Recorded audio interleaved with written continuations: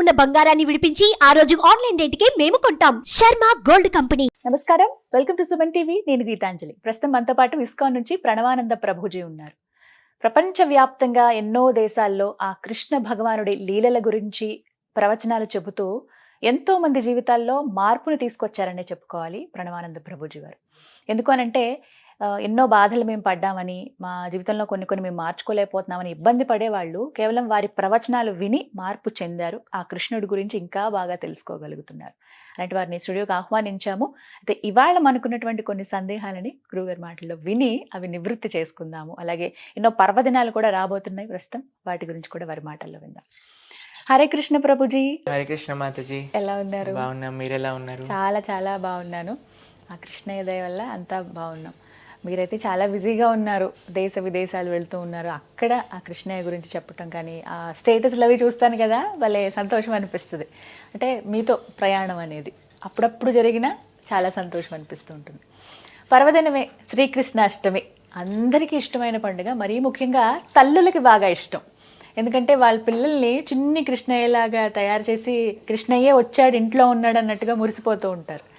అలాంటి కృష్ణాష్టమి అసలు ఎలా జరుపుకోవాలనేది చాలామంది సందేహం. విగ్రహాలు పెట్టుకుంటాము, కాలు అడుగులు వేస్తాము, అంత దూరం నుంచి ఆయన వచ్చినట్టుగా ఆయనకి ఇష్టమైనటువంటి ప్రసాదాలు అవి పెడతాం. కానీ అసలు కృష్ణయ్యకి ఎలా చేస్తే ఇష్టం కృష్ణాష్టమిని, ఆ పండుగను మేము ఎలా జరుపుకోవాలి, అసలు కృష్ణాష్టమి విశిష్టత ఏంటి, ఈ వివరాలు చెప్పండి.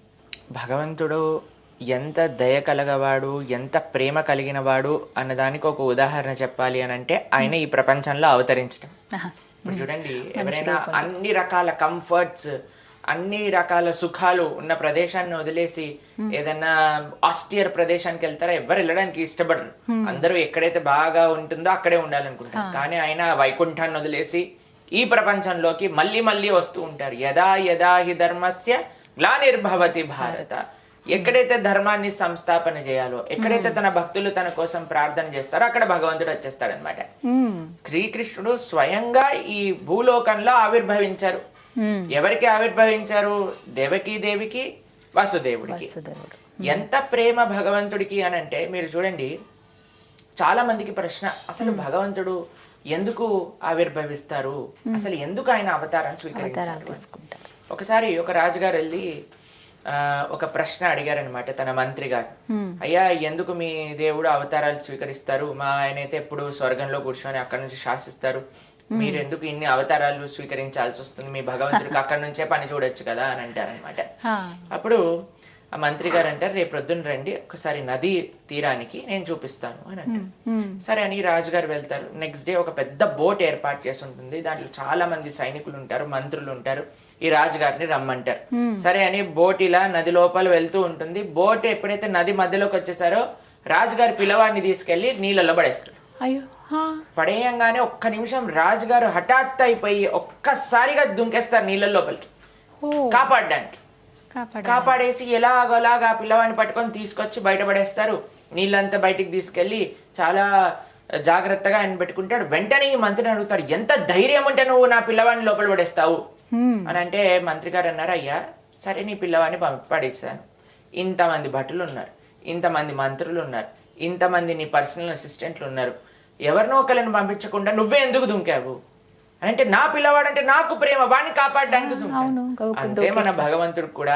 మనం కూడా ఈ సంసారంలో మునిగిపోయి ఉంటే ఆయన స్వయంగా మన కోసం ఈ సంసారంలో దూకుతున్నాడు మనల్ని కాపాడడానికి. ఆయన వివిధ అవతారాలు స్వీకరిస్తూ ఉంటాడు, మరలా రాముడిగా, కృష్ణుడిగా, నరసింహుడిగా, వామనుడిగా. ఎవరి కోసం అంటే మనం ఈ సంసారంలో పడిపోయాం, మన సంసారం నుంచి బయటికి లాగడానికి. కాబట్టి ఆ భగవంతుడి యొక్క అన్నిటికంటే గొప్ప ప్రేమ, భగవంతుడి యొక్క కృప ఎలా మనకి తెలుస్తుంది అంటే ఆయన అవతార మాధ్యమంలో తెలుస్తుంది.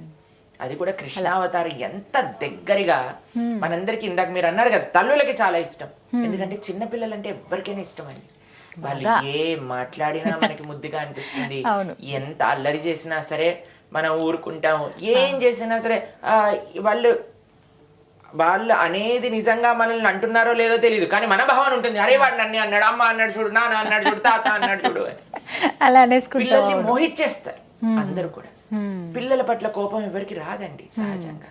చిన్నపిల్లలు అంటే వాళ్ళు ఏం చేసినా సరే ఆనందంగా అనుభవిస్తాం అనమాట. అయితే భగవంతుడు అనుకున్నట్ట, అరే వీళ్ళందరికీ పిల్లలంటే చాలా ఇష్టం కదా, నేను కూడా ఒక పిల్లవాడిని అవుతా, నేను కూడా ఒక పిల్లవాడే ఈ లీలలు చేస్తా. ఎంత ముగ్ధ మనోహరంగా ఉంటాయండి కృష్ణుడి యొక్క లీలలు. అద్భుతం. కానీ ఒక పిల్లవాడికి భగవంతుడికి చాలా తేడా ఉందండి. ఏ విధంగానో చెప్తాను. ఒక పిల్లవాడు ఎప్పుడైనా మీరు చూసారా, చిన్న పిల్లలు పుట్టంగానే అమ్మా ఎలా ఉన్నావు బాగున్నావా అని పలకరిస్తారా? ఏడుస్తారు. ఏడిపే తెలుస్తుంది పిల్లవాడు. ఎవరైతే ఈ ప్రపంచంలో పుడతారు. కానీ భగవంతుడు పుట్టినప్పుడు ఏం చేశాడు తెలుసా అండి? దేవకి వసుదేవుల్ని నవ్వుతో పలకరించాడు.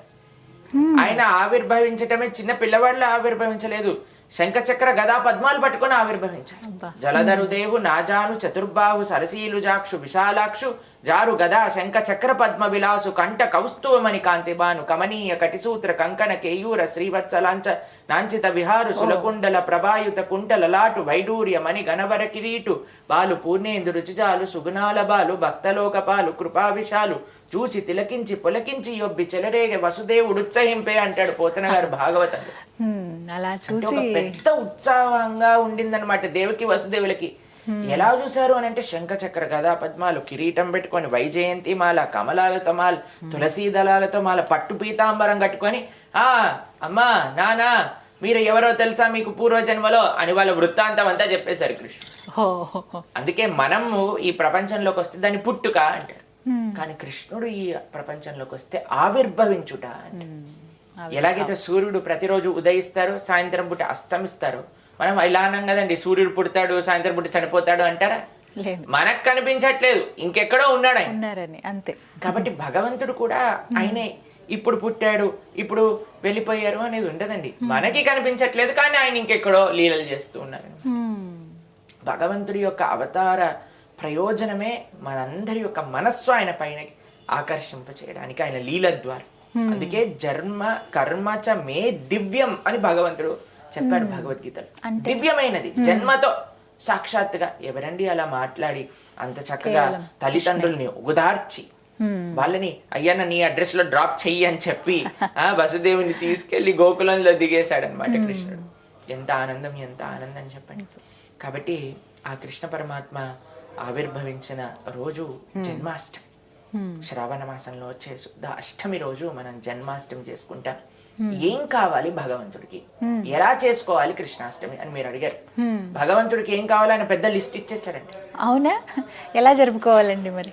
మీరు ఒక పెద్ద విఐపి వస్తున్నారనుకోండి, ముందే వాళ్ళు లిస్ట్ పంపిస్తారు.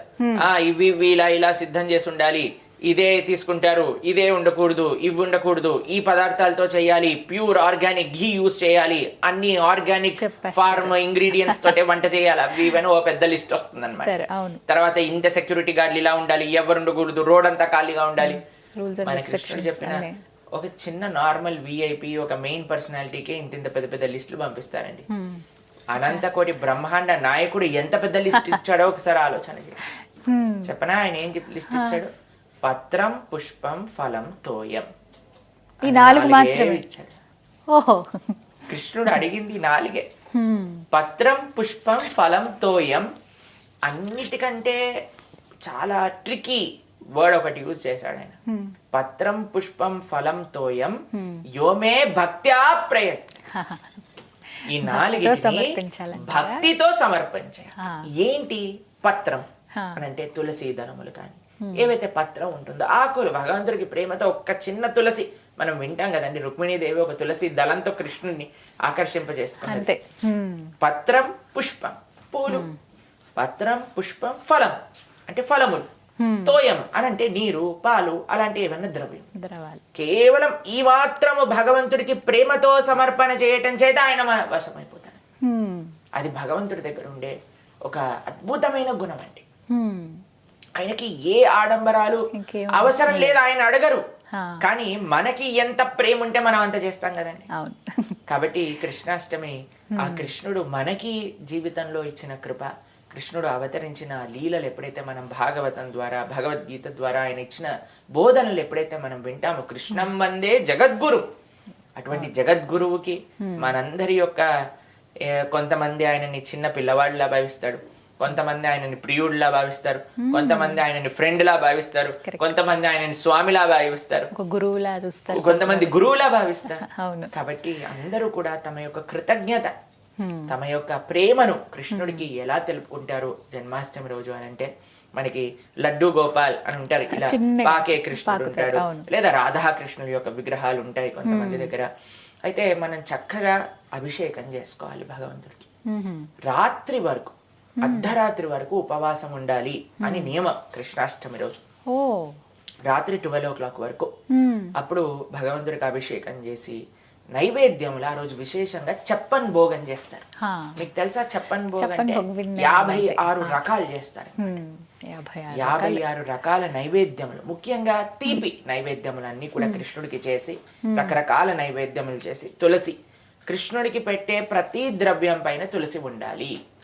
అభిషేకం చేసేటప్పుడు నీటిలో తులసి ఉండాలి, పాలల్లో తులసి ఉండాలి, పెరుగులో తులసి ఉండాలి, తర్వాత మనం ఏదైతే తేనె పెడతాం దాంట్లో తులసి ఉండాలి. తులసితో చేసే ఆరాధననే భగవంతుడు స్వీకరిస్తారు. కాబట్టి ఈ జన్మాష్టమి రోజు మీరు భగవంతుడికి చేసే ఆరాధనలో తులసి ఉపయోగం చాలా బాగా చేయాలి. అటు అభిషేక ద్రవ్యములపైన, అటు నైవేద్యాలపైన, దాని తర్వాత భగవంతుడికి తులసి అర్చన. భగవంతుడికి అలంకరణ అంటే చాలా ఇష్టం, మీ అందరికీ తెలుసు. కాబట్టి చక్కగా అలంకరించి ఉయ్యాల్లో వేస్తారు. ఆ రోజు ఉయ్యాల్లో పెట్టి చక్కగా ఉయ్యాలతో స్వామి సాత్వికమైన ఆరాధన అండి. మన సనాతన ధర్మంలో ఉన్నదే సాత్వికమైన ఆరాధన. అది ఎవరికైనా సరే సాత్విక ఆరాధననే పరమమైన ఆరాధన అని చెప్పి ఉన్నారు. కాబట్టి చాలా భగవంతుడికి ఎంత సాత్వికం అంటే, కొన్ని తులసి దళాలు పెట్టి, పుష్పములు పెట్టి, చక్కగా పూలతో అలంకరణ చేసి, స్వామికి చక్కగా పట్టు పీతాంబరాన్ని కట్టి, నైవేద్యములు, వివిధ నైవేద్యములు తయారు చేసి, మనకి శక్తి ఉన్నంత నైవేద్యములు తయారు చేసుకోవాలి. చక్కగా భగవంతుడి దగ్గర పేర్చి నైవేద్యములు నివేదన చేసి, దాని తర్వాత ప్రసాదాన్ని స్వీకరించవచ్చు. ముఖ్యంగా ఉండవలసిన ప్రసాదం అంటే ఏంటండి? నైవేద్యం ఏది పెట్టాలి అసలు? భగవంతుడికి వెన్న, దానిపైన కొద్దిగా మిశ్రీ అని అంటారు, మక్కన్ మిశ్రీ ఆయనకు చాలా ఇష్టం. తర్వాత లడ్డూలు చేయొచ్చు. పాలతో చేసిన పదార్థాలన్నీ కూడా స్వామికి చాలా ఇష్టం అని కూడా చెప్తారు. కాబట్టి మెయిన్ గా మనము ఏవేవి స్వామికి చేయవచ్చు సాత్వికమైనవి అని అంటే, ఉల్లిపాయలు, ఎల్లిపాయలు, ఎటువంటి మాంసాహారము ఇవన్నీ వాడకుండా చేసిన పదార్థాలన్నీ కూడా భగవంతుడికి చక్కగా నివేదన చేసుకోవచ్చు. ఆరాధన చేసేటప్పుడు అండి పఠించవలసినటువంటి ఏం మంత్రం జపించాలి ఆ రోజున? మనము శ్రీకృష్ణాష్టమి రోజు మనం కృష్ణ అష్టోత్తరం చెప్పుకోవచ్చు, శ్రీకృష్ణ సహస్రనామం చెప్పుకోవచ్చు, హరే కృష్ణ మహామంత్ర కీర్తన చేసుకోవచ్చు. భగవంతుడికి కీర్తన చాలా ఇష్టం. ఇప్పుడు పిల్లలు ఏడుస్తూ ఉన్నారనుకోండి, మనం పాటలు పాడుతూ ఉంటాం వాళ్ళ కోసం.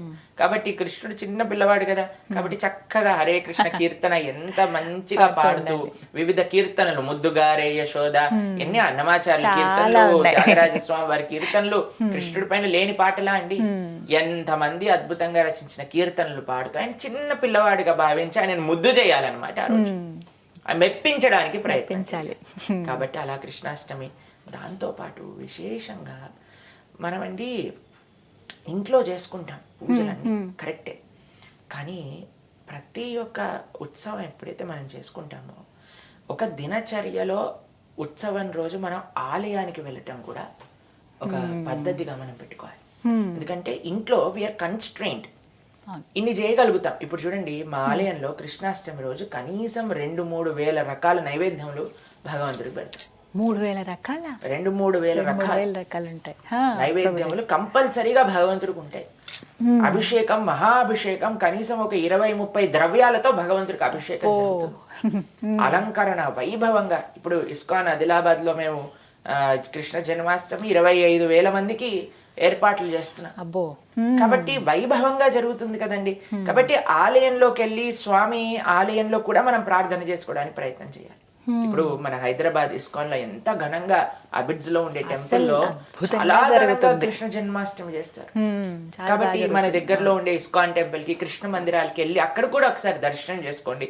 అక్కడ ఉండే వాతావరణం వల్ల మనకి ఇన్స్పిరేషన్ వస్తుంది, మనం ఇంట్లో బాగా చేసుకోవడానికి తెలుస్తుంది. కాబట్టి చక్కగా ఆలయానికి వెళ్ళటం, గోసేవ చేసుకోవటం ఆ రోజు. ఎందుకంటే ఆయన గోవులకి అంటే చాలా, కృష్ణుడు అంటే ప్రీతి, కృష్ణుడికి గోవులంటే ప్రీతి, ఇష్టం. కాబట్టి గోసేవ చేసుకోవడం, వీలున్నంత దానం ఆ రోజు అన్నదానానికో, భగవంతుడి యొక్క సేవలకో మనం మన ద్రవ్యాలను సమర్పణ చేయటం కాబట్టి అలా చేస్తూ అటు ఆలయ వ్యవస్థకి చక్కగా మనం దర్శనము దానము అవన్నీ చేసుకోవాలి.